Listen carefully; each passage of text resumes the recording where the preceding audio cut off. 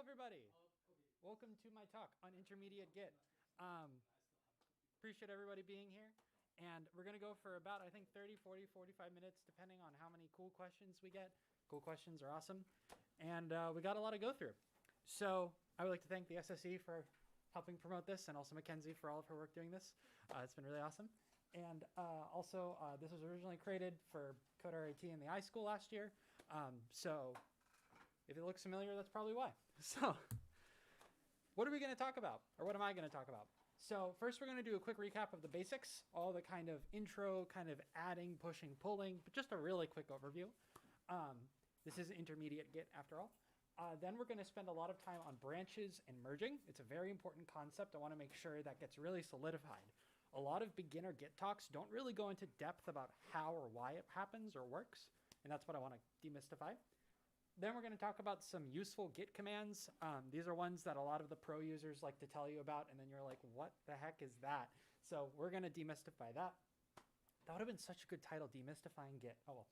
Finally, just some best practices, things that you will not learn in class, but you will learn on co-op, or if you're unlucky, you will not learn in either. But now you can learn here, so that's why it's awesome. And we'll also talk a little bit about how to like undo mistakes, a little bit about collaborative Git, but only a little bit. These, by the way, each one of these can be their own talk. Like each one of these is like an hour long, so this is not a 4-hour talk. So let's begin with a recap of the basics. I assume everyone here is familiar with Git init for creating a repository, Git add for actually adding like files to the staging area. Remember, we have the concept of a working directory, a staging area, and then the committed file. We can push and pull from a remote server, usually GitHub, but can also be other things. We can check the status of our Git repository. We can do these things called commits, which are really cool. And we could, I already talked about Git pull. So all the basics. And I'll touch on these a little bit as we go on too as well. But this still leaves a lot of questions. You know, how do you actually undo commits? Like, great, you've committed something, but what do you do if you want to undo it? How do you do that? How do you merge branches together? You know, you might have typed git branch 1 or twice, probably 3 times by accident, and then realized, oh, got to delete it now. How do you actually deal with that? And then how do you also update a branch? Like, you've created your own parallel universe of stuff, and how do you actually keep it in sync? And then you're kind of sitting here like, what are branches really? Like, I've not been outside in weeks. I don't know what a branch is. For legal reasons, that's a joke. So let's talk about branches. So there's already something wrong with this picture. Does anybody know what it is? I see Brooke hesitantly raising her hand. Could there be an init commit? These are just 3 commits that are created one after another. Yes? Are the arrows supposed to be the other way around? Yes! Commits do not point to the next commit. They point to the previous commit. And you might say, Peter, how does it know what the next commit is? That's a great question. The answer is that, no, commits just point to the previous commit. This is a little confusing, I know, but I've tried to be very clear with the numbering so we can all follow left to right. And this is also how every single diagram is done. It's a little confusing. I'm sorry. What's that little thing there? It's a branch. A branch is just a pointer to a commit. That's literally all a branch is. You can go home and tell all your friends, oh my God, I learned what a branch is. It's just a pointer. And you might have a senior dev look at you like, what are you talking about? No, a branch is on history of things. But a branch is just a pointer.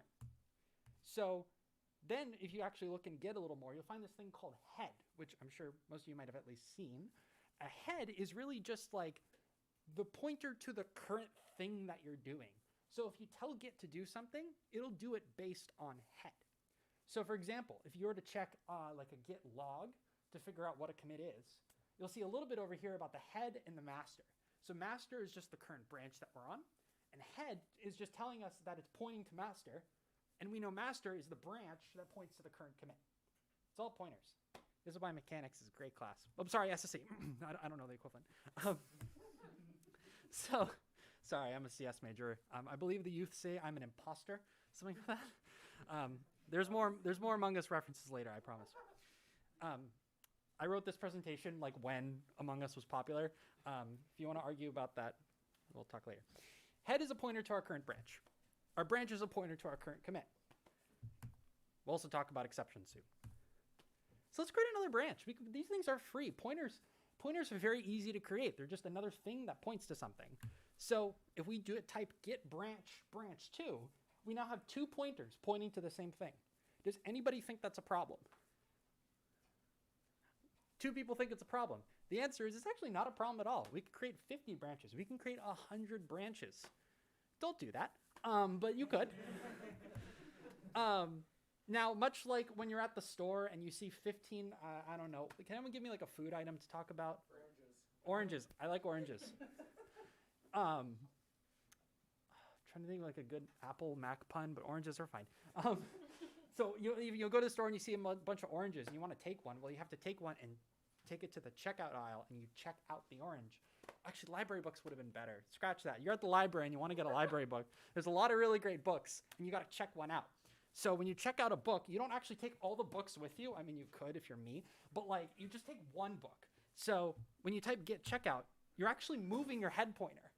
Like you're looking at one, I love this analogy, this is great. You're looking at one branch with the head, and when you check a branch out, you're really just changing where you're pointing. Notice that head does not point to the commit. Head points to the branch. So this might seem a little weird, but let's see what happens when we actually make a new commit. So we'll add a file called somefile.txt, and then we will commit it with the message commit 4. Now, the commands are a little grayed out here. I'm sorry they're a little hard to read. That's because we haven't done them yet. This is how I've kind of managed state. So we're about to type this command. When we do it, we see 2 things happen. The first thing is that Git creates a commit number 4. We're not done yet. And then finally, our head pointer is now moved. And our branch pointer is moved with it. This has done 2 things. Number 1, we now notice that branch 1 is still stuck over here. Branch 1 hasn't done anything because we haven't told branch 1 to do anything. And head is busy dealing with this, could only look at one thing at a time. So the only branch that knows that anything's happened is branch 2 because we're on branch 2. Head is pointing to branch 2. Also for the rest of this talk, I will just merge these. It's like one change. So some of these things should work out still, but just so you know, that will be like one animation. So now you might say, well, gosh darn, I really want commit 4 in branch 1. Does anyone know what that means? Like, what would that mean if I said I want commit 4 to be in branch 1? Like, what would that actually do? Yes? Move the pointer again. Move the pointer again, exactly. So if I type get checkout branch 1, our head pointer is going to move because now we're no longer want to do anything with branch 2. Branch 2 is, we're done. But branch 1 we need to do something with. So we change our head pointer with checkout, and then we type get merge branch 2. And that will actually merge the change, also known as move the pointer forward in history. Now, that's a little scary. Your brain might be kind of figuring out like, oh my God, what if you had this and this and this? We'll talk about that. But this is the most basic case. So another quick thing is that when I say something is on a branch, all that really means is that it's part of the branch's entire history. So at this point, commit 4 is on branch 2. Commit 2 is technically on branch 2. Commit 4 is not on branch 1, but it is technically, commit 4 is not on branch 1, but commit 2 is on branch 1. So on is really just like an abstraction. So this brings us to the question, how do you keep branches in sync? It sounds like a lot of work. Like I'm tired, like I don't want to deal with any of that. Unfortunately, we do. So 3 simple steps, I think, maybe 2. First step is you check out the branch that's out of date, and then you merge that branch into your current branch. So this might be a little confusing. If you've used command line tools before, you're used to getting 2 arguments. One argument is the source, and one argument is the destination. Git doesn't work like that. Because remember, we have this idea of head. We already know what the current thing is. So why do we have to tell Git what the current thing is? It knows what the current thing is. And a head, always, asterisk, we'll come to that later, points to a branch. So all you need to do is when you type git merge branch 2, it knows it's trying to merge branch 2 into branch 1. So to go back, you check out the branch that's out of date. So git check out branch 1. And then you merge the new branch into the current branch. Git merge branch 2. So it was 2 steps. this brings us to kind of what I'll describe as 3 cases of stuff that'll go wrong. Case number 1 is that you make new changes to a branch like we did. Cool, fine, everything works. Case 2 is you make new changes and then you change the previous branch. Case 3 is you make conflicting changes. And I know that's a little vague. We'll talk about what that exactly means. So we already actually did one of these. We already talked about making new changes to a branch. It's very simple. Just you check it out, you merge, it moves the pointer, we're done. But the next case is a little more complicated. So let's talk about this. And we use this to another question. We got a lot of questions. What happens when branches have a different history? And remember, history is just if you kind of follow the path back, which is kind of why the arrows point the other way. You follow the path back, you'll kind of see why they have different history. So let's say we have file 1 and file 2. On the first branch, we want to change file 1, just whatever we want, and we're going to create a new file called file 3. In branch 2, all we're going to do is we're going to change file 2. If you'll notice, these are completely separate things. Branch 2 doesn't do anything that branch 1 does and vice versa. We're not duplicating any work. We're not trying to do anything that's like contending. These are 2 completely separate operations. So that's what I mean by these are not conflicting changes. Like if I change file 1, file 2 isn't changed. If I create file 3, file 2 isn't changed. And vice versa, if I change file 2, file 1 doesn't get touched. And obviously file 3 doesn't even exist. So what does this look like? A lot of diagrams in this talk. So let's say we just have some commit 2 that we're currently on, just to make it interesting. We have 2 branches, branch 1 and branch 2. We are currently checked out on branch 1, so our head pointer points to branch 1. It's the first branch. We'll just start there. So the first thing we're going to do is we're going to change file 1, and we're going to make that a commit. So that gets created as commit 3, and then our branch pointer moves. Well, our head pointer moves, and then our branch pointer moves. It's just kind of one operation. And then we're going to create file 3 as another commit. Moves the pointer over. Pretty good. And I'd say, Peter, what's the problem? Well, now what we're going to do is we're going to check out branch 2. So now when we do something off of commit 2, if I want to make a commit where I change file 2, we got a question. Where does commit 5 go? And I will ask this question to everybody. Brooke. Does it go on commit 2? On commit 2. I like your answer.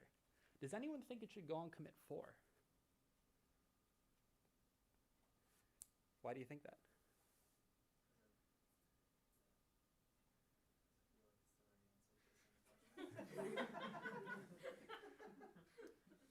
I've been known to give trick answers.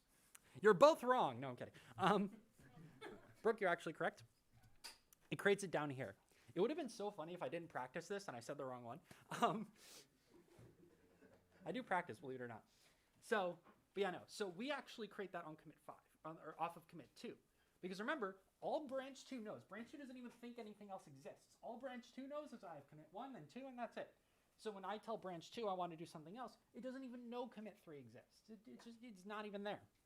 Branch 1 over there is just like looking really confused, like, what are you doing? So then our head pointer moves. Branch 2 is here. Branch 1 is there. And you can see where the name branch comes from, because we actually have like kind of like a tree branch here. Computer scientists are weird. I mean, I could stop there. But computer scientists are weird in that trees are all upside down. Like you have the root at the top and then branches go down. And then Git programmers are even weirder sometimes.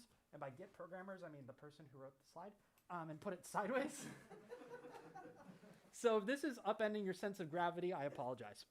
So now what do, right? We have these 2 like diverging histories of commits here. Branch 1 thinks there's 1, 2, 3, 4. Branch 2 thinks there's 1, 2, 5. But like I'm sitting here like I want both of these things. We already discussed in a previous slide, these are not conflicting changes. I'm not doing anything that conflicts. I just want to like streamline it all together. I want to merge branch 2's changes into branch 1. An interesting thought experiment is, well, couldn't I just do that the other way? Why not merge branch 1 changes into branch 2? But as we'll see, that might not make a difference. Might. So the way we do this, and sorry, it's all the way over where I'm standing, is we'll check out branch 1, because remember, the thing we want to do an action to, we check out, And then we will merge branch 2 into branch 1. Yes? Was merge the same keyword used before when there were no conflicting or when there were no changes at all? Yeah. We're still doing the exact same stuff. We're just in a different situation here. Because before, we weren't actually doing things that were like different. We were just kind of doing the same thing. So it's all the same stuff. There's no special no special commands yet. We'll see that soon. So we check out branch 1, and then we type git merge branch 2.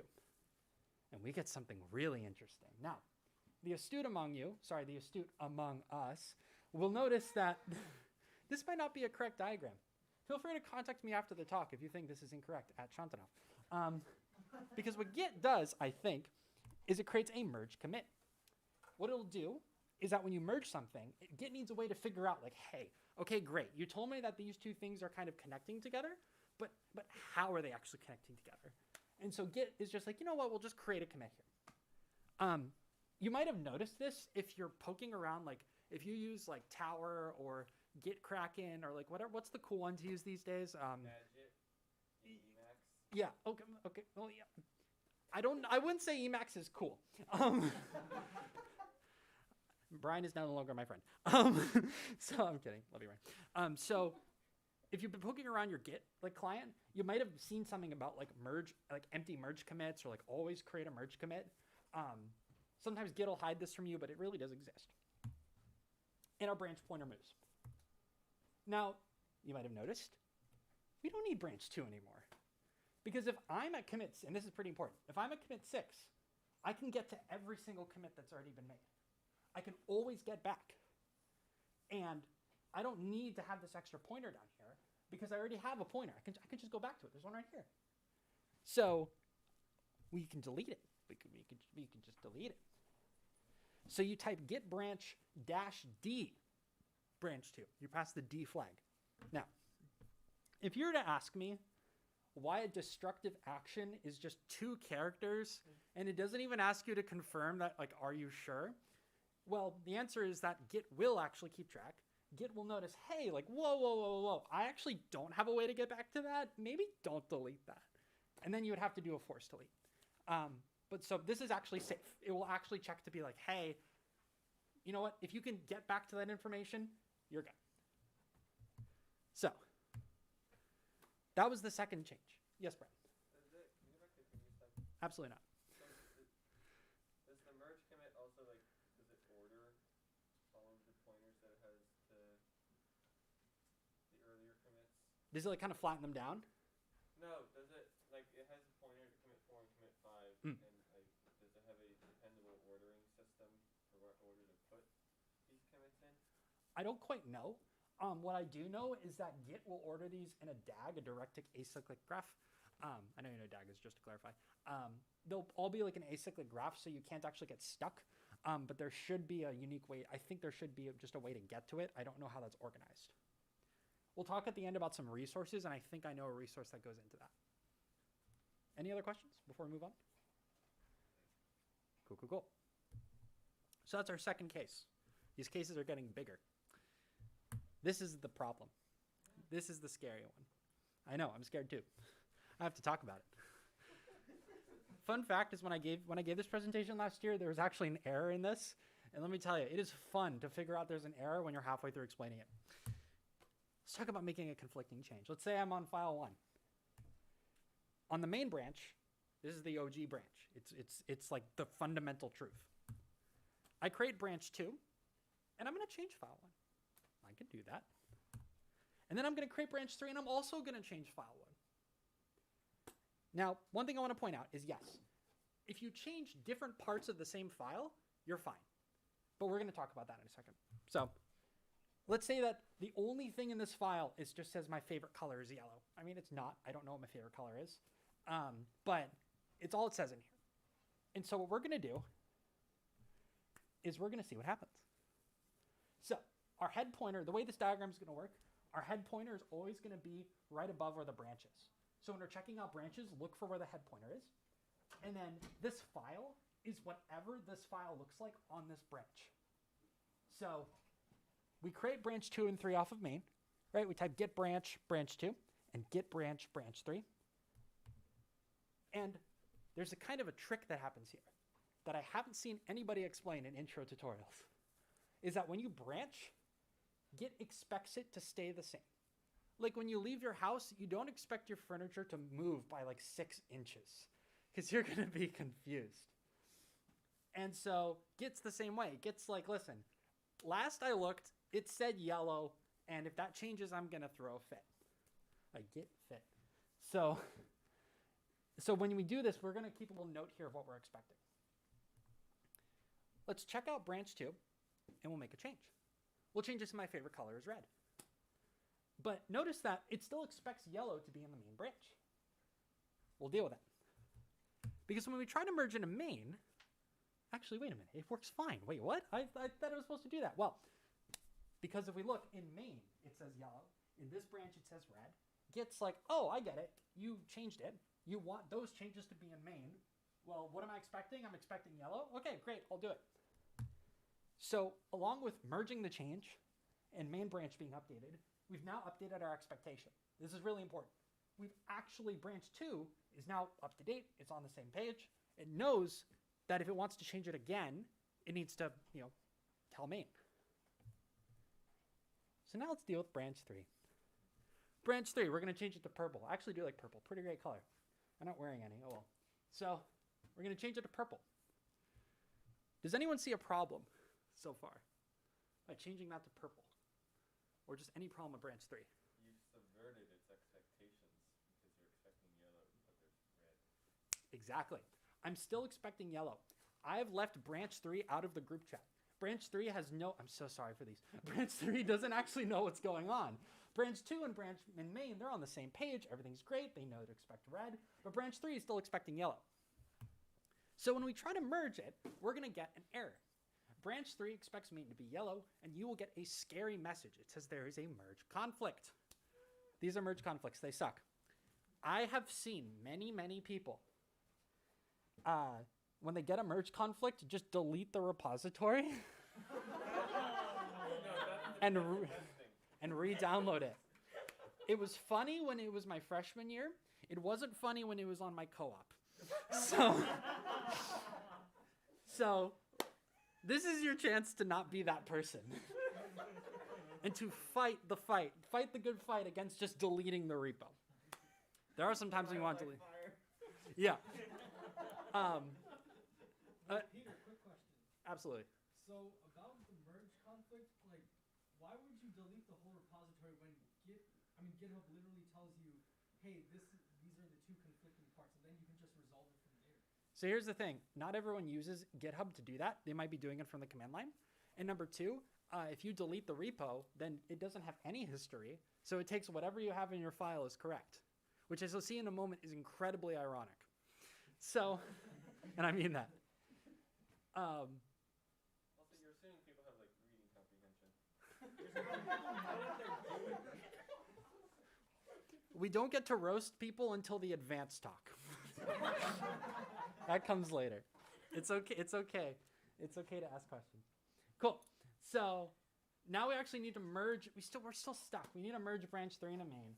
How are we going to tell branch 3, hey, actually, I know you're expecting yellow, but it's red now. And I know it's red, but I really think your purple idea is amazing, so we're going to do that. The answer is we literally do it manually. How do we fix this? Yeah, I've left that in.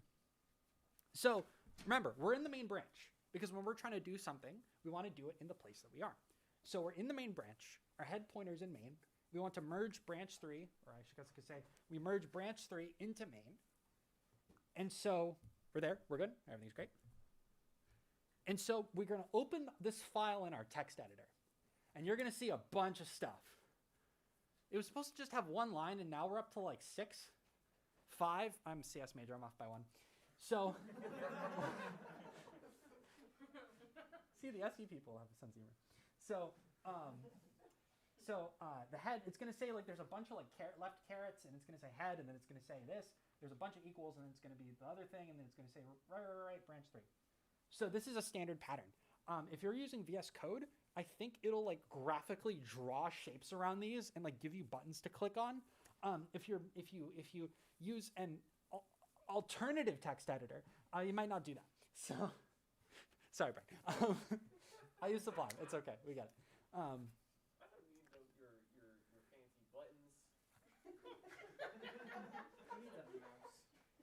mouse. No, exactly. You don't need a mouse. Just yeah, that's great. So, yeah. So we see all this stuff in our text editor, and we don't know what to do. The answer is we just change this file to look like what we want it to look like. I want it to look like favorite color is purple, so I delete all of this. I change it just to say my favorite color is purple, and then I commit it. That is literally how you do it, which is why I thought this was really funny, because when people just delete the repo and change the file, they basically just fixed it. Like, to fix it, you just change the file and you commit it. Like, that's all it is. As a brief note, because some of y'all might kind of experience this, when you're working on larger projects, changing chunks of code at a time, especially when you're changing indentation, you may get a merge conflict on the indentation, which sucks. It's awful. So in that case, sometimes it's best to do like a split view in GitHub. Like if you're using GitHub, a split view and then see the changes and fix it. Because sometimes Git's not perfect. The way Git works internally is, remember, it has this idea of expectations. So it's going to actually like check what it knows versus what it doesn't know. And sometimes it doesn't work. So that's why this process looks very simple, because it can look very scary. Because white space is hard. So we fix the merge conflict, kind of. We'll get there. We change our text file to resolve the conflict. We write a commit that says fixed merge conflict. Now, this is an important message. I do not want to skip over this. Because remember, if you screw this up, which will probably happen, that's okay. You know where to look for the problem. Whenever something just breaks in a repository, I will literally just look at the Git log and filter for anything that says merge conflict. And 9 times out of 10, that's where the problem was. Which is not to say like this is just like a horribly difficult thing and everyone messes it up. It's just one of those things where it's like this is a very high point of like friction. It's an easy thing to miss. So we make the commit, we commit it, and we're done. Everything's great, kind of. Does anyone see something that's a little suspicious? Yes. Well, I mean, if someone makes another commit on branch 2, it'll at the end of the conflict. Yeah. We've expected red and main, and we've done this. We've now ghosted branch 2. So then we'd have to go through the whole process again. We're going to talk a little bit later in the second half of this talk, because there's a second half. It's easier, I promise. That actually goes into how we keep that a little easier. But that's how you resolve a merge conflict. Now you know. It took like 5-10 minutes. So to recap, we have these 3 things that go wrong with branches. We have to make new changes, making a new change, and then you change the previous one, and then making conflicting changes. Now, apologies to SE. When I took intro to SE, there was a question on an exam that said, how do you reduce merge conflicts? Does anyone have a good, just off the top of their head answer about how you reduce like the chance of that thing happening? Yeah. You consistently back merge to master. Ooh, I don't know what that word means. We'll talk about it later, but I like it. Yes. Don't use branches. Don't use branches. Well, I mean, I commend the problem solving. I commend your problem solving strategy. I commend it. Yeah. I think you had your hand up. I could be wrong. Sure, yeah, no, you can rebase and stuff. I don't know what that word means. We'll talk about it later. Yeah. Don't use Git. Don't use Git. Just don't use a computer, you know? Like, yeah. So when I was taking this intro to SE exam, the correct answer was actually to just write less lines of code that are lines of code that are shorter. So there's a less statistical chance that somebody will change the same line. 2 people will change the same line. Imagine, yeah. I'm 100% sure they changed the answer for that. I know, that's why I'm bringing it up. Yeah, 'cause I'm like, So imagine I just love the idea, like you go into work that day and your boss is like, why is all your code like 10 characters long at most? And you're like, I want to reduce merge conflicts. Your boss is just going to be like, no. Well, actually, There's gonna be a conflict, all right. hey, and actually, if you've come to my last talk about like what it's like to like, you know, like kind of transition into co-op, you'll know that your boss might just be on vacation. You might not know. So the way I would suggest reducing merge conflicts is actually what Mo hinted to, which we will talk about soon. It's basically when you're dealing with, how do I get rid of that? There we go. When you're dealing with this kind of situation, there's a way to keep these expectations up to date. We'll talk about that soon. It's called rebasing. It's really cool. On what? Cool. The head commit. Yeah. Cool. So that's merge conflicts. Just to recap, merge conflicts occur when we merge branches with the same conflicting changes into one thing. Now that's another quick question. We might not just only do merges when we type git merge. What are some other places that we actually do merges? You think back to our very first slide that said the title of the talk. So actually think about the second slide, which said a bunch of our initial commands. We had git add. That doesn't do anything. Yeah. Pull and? Yeah, pull is just a fetch and a merge. But I guess Push, yes. So pulling and pushing. When you pull to Git, or when you pull from Git and you push to Git, when you push to a server or you pull from a server, it's actually doing a merge, which we'll talk about soon. So when you're pulling and pushing, that's usually when you'll get errors and merge conflicts, which is scary because you generally think you're done for the day and you're like, I'll just put it up there, and then you get an error and you just want to cry. So cool. So yeah, git pull, that's one place. Now as you brought up, there's this thing called like fetching. And I want to briefly address this because I can guarantee they don't mention this. Actually, I can't guarantee it, but oh well. No one's called me out on it yet. So when you pull, like when you type git pull and you pull stuff down from the server, it not only downloads them to your computer, it also merges for you automatically. You never have to type git merge, which is where the conflict comes from. When you do a git fetch, it's the same thing, except it doesn't merge it. It just downloads it on your computer. If you watch a lot of the older git talks, like 2010, 2015, you'll see a lot of people just tell you only fetch, like always, always, always fetch. Those people just kind of have trauma from that. So what I would kind of push is that if you have a healthy sort of like, if you keep a healthy repository, if people are merging frequently and everyone's not changing the same thing, you could generally pull pretty confidently. And we'll talk about branch setups later, like how to actually organize it. That's another thing too, by the way. So you'll tend to get more merge conflicts when you're just starting a project. Like if you just create hello world, there's only one file. Well, unless you're using a weird language. There's only one file. So obviously there's going to be a lot of people editing it and you're going to have a problem. As projects get bigger, there's a less chance for actually there to be merge conflicts. So typically what I do is when I'm on a group project, I'll be like, hey, let's just pair program this.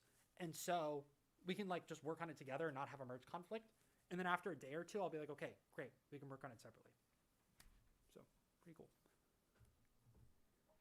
So yeah, have a clean working directory. Oh yeah, that's the other thing too, is when you pull, you need to have a clean working directory. Might have gotten that error a couple times where it's like your working directory is dirty and you're like, what do you mean? We'll talk about that soon. So yeah, make sure to pull often. Before making changes on your branch, pull. If you do not pull often, your branch will get stale and nobody wants stale branches. It's not good. I can't think of a joke. So also remember to back merge often. And we'll talk about back merging again. So that concludes branches. This was a very deep dive into branches. If you want to get more deep, there's it's the Git book. It's like if you just Google Git book, it's available for free. They have diagrams scarier than the one I drew, believe it or not. And there's some ones that are a little easier. So highly recommend it. Now let's move to the second half of the talk. Second half of the talk is where we're just going to talk about some stuff that's going to be easier and better to kind of use, a little easier than what we talked about before. There's like, I think, one graph total, too. So undoing mistakes. How do you undo a mistake? What happens if you make a mistake? Well, the answer is you don't make mistakes. But if that's not you, that's fine. So what I wanted, if you can take one thing away from this talk, it's that you cannot edit push to commit safely.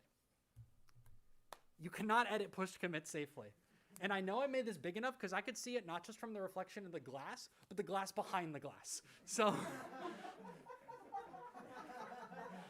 it's pretty great. So you can't edit push to commit safely.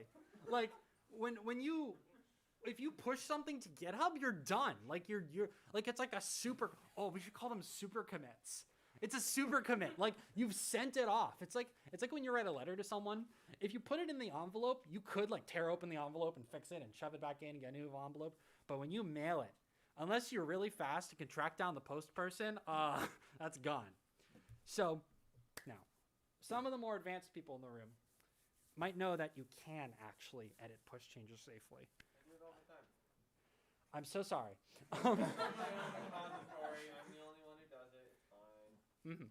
So, I'm only screwing myself up. no comment. So, there are ways to do it safely, but for intermediate Git, there's no way to do it safely. You should come to my advanced talk whenever that is. We might do an advanced talk. I don't know why I looked at Shantan on. Mackenzie runs it. So, Git great. I like it. This should have been called Git good, and then the beginner talk is just called Git. Get in it. Yeah, that would have been. Well, here's the problem: is like if you're like a beginner, you don't even know what that is. It's like you're trying to do a talk on Unix, and so you open with awk, and it's like what? If anyone's watching who knows what awk is, you're amazing. So you cannot edit push commit safely. Whatever Stack Overflow tells you to do not run git push force, or as I like to alias it, git shove. I'm not kidding. That's actually in my. Oh, it's gonna open Sublime, isn't it? Yeah, I have git shove in here. Yeah. Also, ignore all like the Ruby stuff in here. We're just not gonna talk about it. Wait, Peter. Yeah. Why are you using Sublime? So let's talk about not git push forcing. I'm gonna do a talk on Sublime, and you're gonna regret asking me that. So. I'll do my Emacs talk. Hell yeah, text editor week. You said that with such excitement, Shantanov. Emacs and Sublime? We can do it. VS Code supremacy. We'll think about it. So, don't git shove. This overwrites commit history. You might say, Peter, what's the problem? It works for me. Well, the problem is let's say I pull a repository, and I clone a repository. It's on my computer, and I'm making changes. And like Brian clones a repository, makes changes, and we commit stuff, and everything's going great. And then Brian deletes every single commit in there, and then force pushes that up. And then I try to make my next commit. Git's gonna freak out. You're gonna get the scariest error message you've ever seen in your life. Git's gonna say there's a detached head, and you're gonna be like, what? And so you go to like download the server and you do git log, and then nothing shows up, and it's like, okay. Then you get like, it's really fun because then you get merge conflicts that just like chain, like it just never gets better. So don't do it. This is why it's important to like commit often when you're working locally. Sorry, Connect 4. When you're working locally, commit often, but when you push, like make sure you're good. So that's why like you pull and then you check things. So yeah, quick note on that. Hope that'll stick in your head. And then another quick question is like, how do you rename a commit? I have sworn in a lot of commit messages and then realized that my boss could see them. Someone said this was their favorite git commit. I don't remember git command. I don't remember who it was. Maybe they're not here. Oh well. Git commit amend. It's great. Git commit -- amend -m and then the new name, and this will just change the name of your last commit. Yes, Mo. Wait, so just to be clear, amend just changes the name of the last. Yes. It only changes the name. But remember the previous slide. You cannot edit push to commit safely. So if you put like a swear word and then push it, I'm sorry. Yes. What about like commits before the previous commit? We'll talk about that soon. Actually, no, that's for the advanced talk. Moving the head pointer is advanced. So interactive rebracing, that's you know, you don't have. So yeah, so this overwrites the previous commit, the last commit you did with the new message. How do you undo a commit? Git revert head. Can I say Is it? that easy? Yeah. No, because I type like 3 commands every time. There's a resource at the end you'll like. Yeah. So you might be sitting. Oh. You might be sitting here and be like, actually, Peter, you can do a rebase, and you could rebase head ~1. So reverts, I would recommend do a revert. And you might say, what's a revert? The slide says it. I'm not going to say it. creates a commit with the exact opposite changes as the previous commit. It's actually like the smartest thing Git has ever done. It's like, listen, I know you just made this change. I'm just going to undo all of it. It's not some super complicated pointer magic. It's like just reverse all the changes. You just alias it to get fucked up? Potentially. I will not advocate for that. On recording. So that's how you undo mistakes. There's obviously way more into it. We'll get into it in the advanced talk. Please come. It'll be fun. I don't know when it is. We'll figure it out. But that's like the basic undoing mistakes. Well, again, we'll talk about some resources at the end. Git ignore. Who here knows what a git ignore is? You all are really cool. And if you don't, you're going to be really cool in 10 seconds. When you're working on code, and you will see this in big projects like VS Code or Firefox, they have all sorts of like, that's not a joke. You will see all this stuff like just scattered in the history. It's especially when like you're in the intro classes and you work with someone who doesn't know what a git ignore is, and they will be committing like 50 files that you're like, I didn't know these files existed. It's because they don't matter. There's a lot of garbage. And so you have to be the trash person that takes the garbage out. You have to make a git ignore.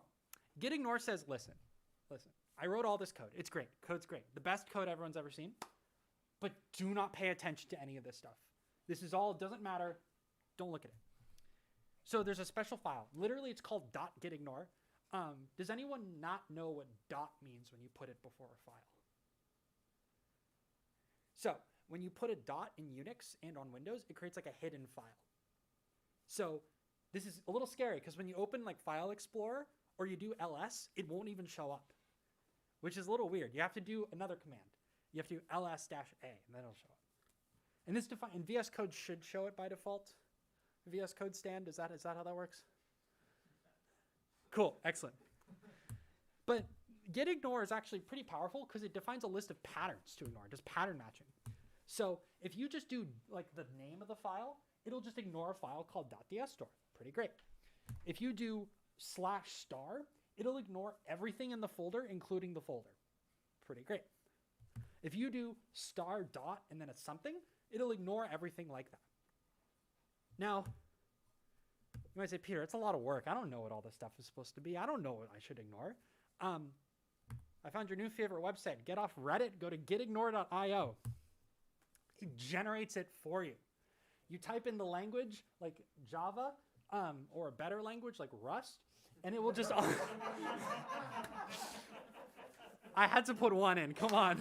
And it'll generate all that for you, and you don't have to think about it. You can put multiple in there, and it's great. Yes? Is the pattern matching regular expressions?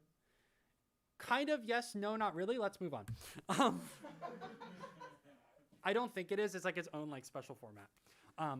You'll probably be able to find a couple blogs like that go into detail because there's like one person who that's like their favorite thing in the world. It's not my favorite thing in the world. I honestly just use gitignore.io.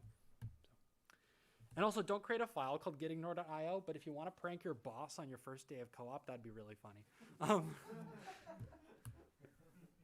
Cool. So now let's talk about some useful Git commands that when you talk to your friends who know about a lot of Git, you'll be like, what? Like, what? Why? What? We'll fix that. Git blame. It's like the meanest command in Git, aside from the fact that Git is an insult. So imagine you see this code. And you might be angry for the fact that the Boolean should be reversed, but I'm angry that there's a Boolean at all because that's always going to be true. It's never going to change. And who wrote line 5? That's not okay. So what you do is you type git blame. It's very simple. You do git blame, git space blame, space dash capital L, space 4, comma 5, space file.java. Listen, just use GitHub.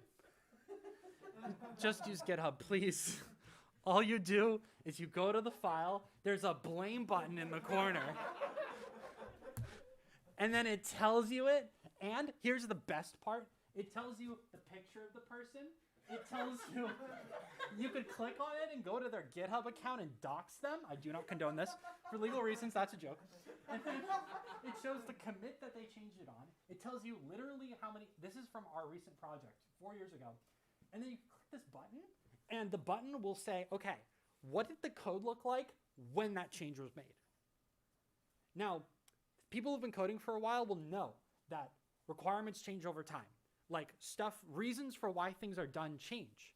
And so someone might write like a very silly line of code, but there might have been a good reason at the time. That's when you want to use this. So that's why I love promoting this, even to people who are like senior software engineers. I'm like, please, like, use GitHub. It's so good for this stuff. Oh, it's everywhere. So, so it's pretty great. Git diff. I don't like this one. Because I'm working on some code and I type git status and it says everything's modified and it's red and I'm scared and it's like 10 p.m. at night and I want to work on something else. So I'm like, well, what did I change again? Well, if you type git status, you know what? Let's check manage.sas. And so you type git diff app whatever manage.sas and then you want to die. I didn't know you could put some of these symbols together. When I first did this, I thought this was like the encrypted version of Git that I somehow unlocked. But it's actually not too bad. So the first thing it tells you is that which file you actually want to diff. Then it goes over like the commit range. So hopefully you might, and if you don't know, it's fine. Git commits have a SHA, I think it's a SHA hash. SHA-256, right? Cool. SHA-256 hash that identifies every commit. And so this actually tells you like which commits you're actually diffing between. You can diff between any two commits ever, but when you type git diff, it'll only do the current and the previous. Or yeah. So then it'll show you after that, it'll actually show you the line range. There's going to be like some other lines that didn't actually change, and then the lines you changed. Now you might say, Peter, while you were talking, I ran this line of code and it didn't work. That's because this example is slightly wrong. You need to pass an extra argument into git diff to actually tell it that you want to compare the staging area to the current commit. And I'm going to be honest, just do it on GitHub. Create a branch, create a pull request, make sure the base branch is correct, and GitHub will show you a beautiful picture. They only recently made it colorblind friendly. Git stash, snapshots of your working directory. This is my favorite thing. Like, this is what makes me look insane when I'm using Git. Like, basically what you do, you're certainly not that bad. So what you do is you type git stash save, and you're like, I'm trying to fix this login bug. I've changed 15 files. I don't know what's going on, but I need to do something else. What Git then does is Git's like, okay, I'm going to take all your changes. I'm going to put I should have put the Patrick meme in here. It's like, we're going to take all your changes and put it over here. And so it puts all your changes on the side. Yes? Wait, why would you make another stash when you could just make another branch? Ah, glad you asked. The answer is sometimes it's like very quick. And so like while it's kind of the same thing, a stash doesn't actually have history. A stash is just like a single snapshot of change. Oh, so it's just like one area where all your changes are recorded, while branches can have like a commit history. Exactly. It's kind of more of like a semantic thing. Also, like your branch view won't get cluttered up. And then you have to think about like, what am I going to name it? But with stashes, they're just listed by your little sentence. And they're indexed too. You'll get a number. So you can pop a change off of the stash stack. See that 10 times fast? Wait, for Peter. Yes. Like, I still don't get it. Because like, if you have a branch, then you can see like the history. You can have like multiple stages of the changes. And then like, it gives you like more to work with. So like, why would like anybody use this? So when I typically use this, so that's a good point, right? If it's big enough, if like you want to put something to the side that's big enough that you need that history, yes, you should make a branch. But if it's to the point when like I'm working on something and then my coworker says, hey, can you check out this other branch? And I can't switch branches because I have changes. I'm just like, okay, put this here and then check out the branch and then put it back. Like this is meant for like super, super quick stuff. And I'm scatterbrained, so I do this a lot. I hope that's clear. Oh yeah. Git stash clear. Do you like that transition? That was however many years I've been doing this. The smallest of jokes. Cool. So that's stash. Now you might say, Peter, that's actually kind of annoying. Most Git clients will do this for you, or not for you, but like they'll just have a button you can click and you don't have to memorize all this stuff. We'll talk about it later. Secrets. Secrets. I don't tell this to a lot of people.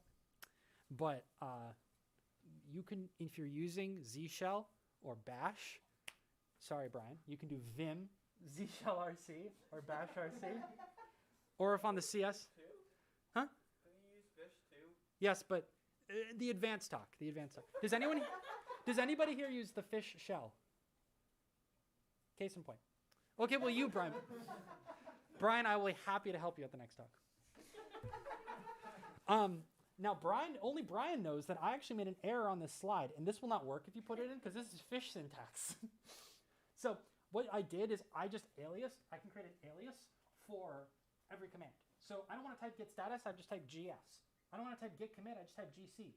I don't want to type git commit -m, I just do GCM. When I said stashes make me look insane, this made me look wildly insane.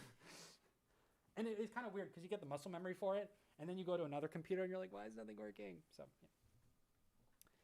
All right, we're almost there. Best practices.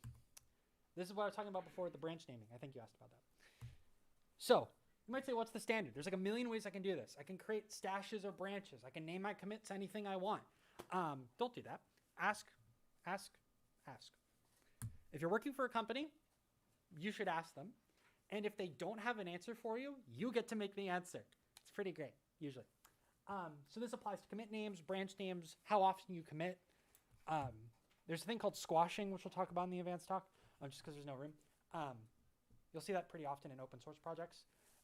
But if you're working alone, do whatever you want. Like if you want to force push all day to your heart's content, good luck. Look, I'm the only one who cares. I second that amendment. So for commits, this is just like my personal recommendation just from doing open source for like a number of years.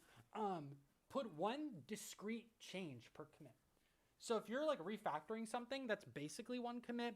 If you're changing a method name, that's a commit. If I'm creating a variable, like you wouldn't create a variable and then commit and then make another variable and then commit and then write a for loop and then commit. It's like I've done the task. Like the task is like one commit. Another good way to do it is like if you're like me and you could only focus for like 5 minutes at a time, you'll do your 5 minutes, commit it, and then come back and then commit the next kind of block of time.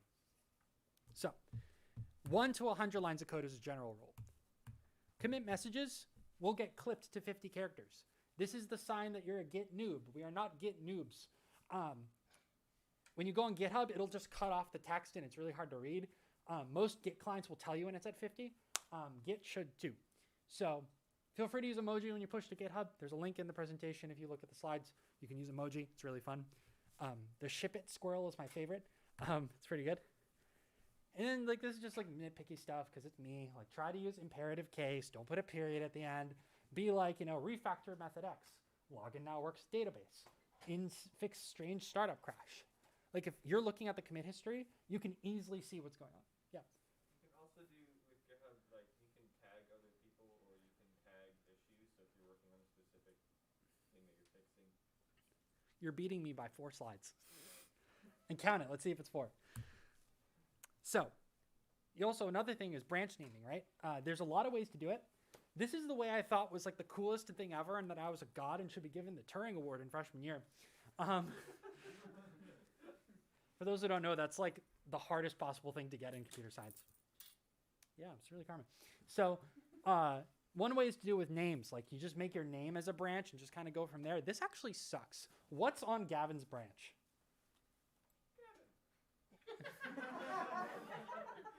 Save him. So no, like, From the branch. yeah. You have no clue what's on these branches. These are not semantic names for anything. They have no meaning associated with them. So this is generally not great. A little better way is you do features, right? So like this is the add comments branch. This is the optimize branch. This is hilarious to me. I love that. The fix login branch. Like this is a little better.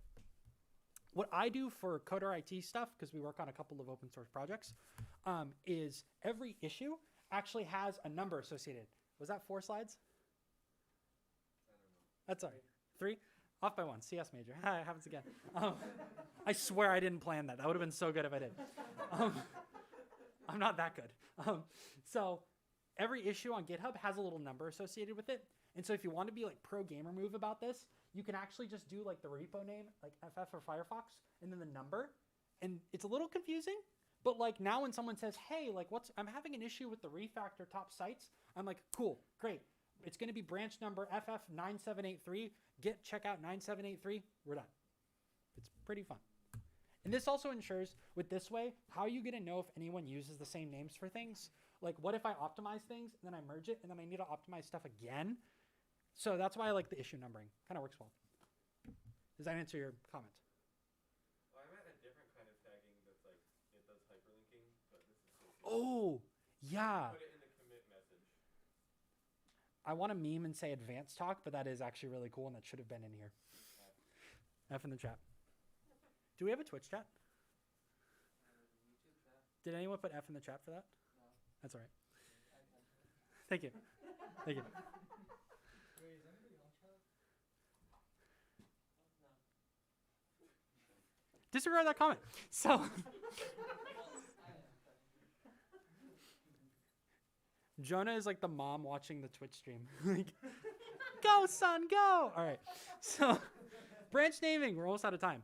Branch naming. Main branch is the source of truth. Someone should be able to clone main and have everything work. This is deep in Git. You will find people having fights in Twitter because some repos don't do this.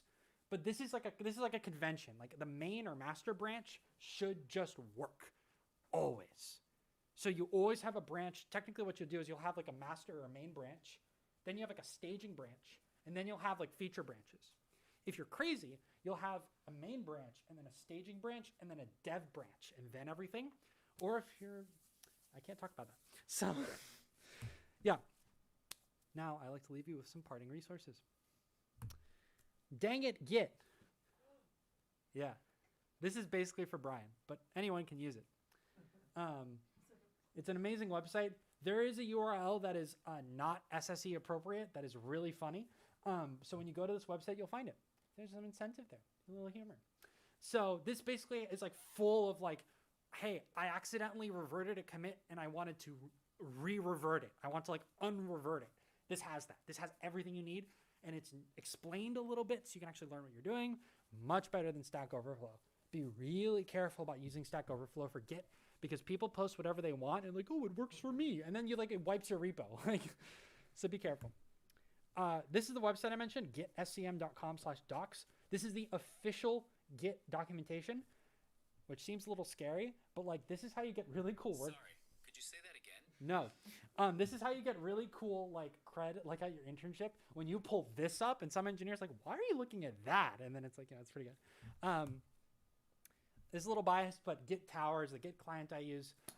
It's a really great client, free for students. They have a bunch of like cheat sheets.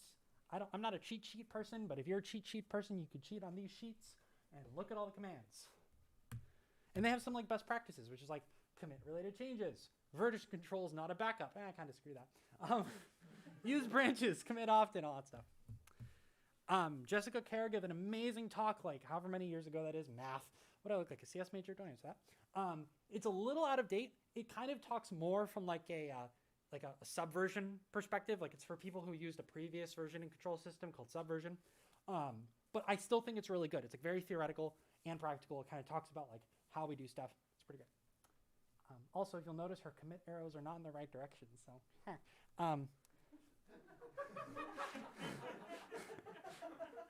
you could be that person too. When you go to your co-op, you could be like, actually, don't tell the co-op office I said that. So, this is another one called Git from the bits up. I'm not kidding. This guy basically builds Git from the ground up in 40 minutes. I'm not, no. This is 3 years before Rust was created. A tragedy. I know. I'm actually crying. You just can't see it. It's funny too, because like he actually messes something up in the first 10 minutes and you get to see him like masterfully recover from it. Also a thing I kind of obligated to mention, GitHub lets you host websites for free on their repo. You just go to pages.github.com. Really great if you need a personal website. Also, our BrickHack website has been hosted on there, and we get like 10K views a month off of it, and it's never gone down. So, highly recommended you try pagesgithub.com. Pretty great. Really quick before the end, one quick thing I want to mention is everything I've talked about today will be on the slides that will get sent out or something. But if you have questions, feel free to come by the SSE. We're always happy to help with Git. If we're not happy to help with Git, I will be happy to help with Git. And Git's not the easiest thing to use. A lot of people hate it. A lot of people really hate it. And it's really awesome that y'all are like here to actually learn more about it. A lot of people just say, oh, it's not my problem. But I think as like a software engineer, it is kind of your job to know your tools. And y'all are doing a good job. To conclude, I'd like to give a thanks to Regina Bass, who helped kind of workshop the initial talk. And also, we had a workshop component originally. We just don't have time. And the RITI School for helping promote the first version of this talk last year. That's all.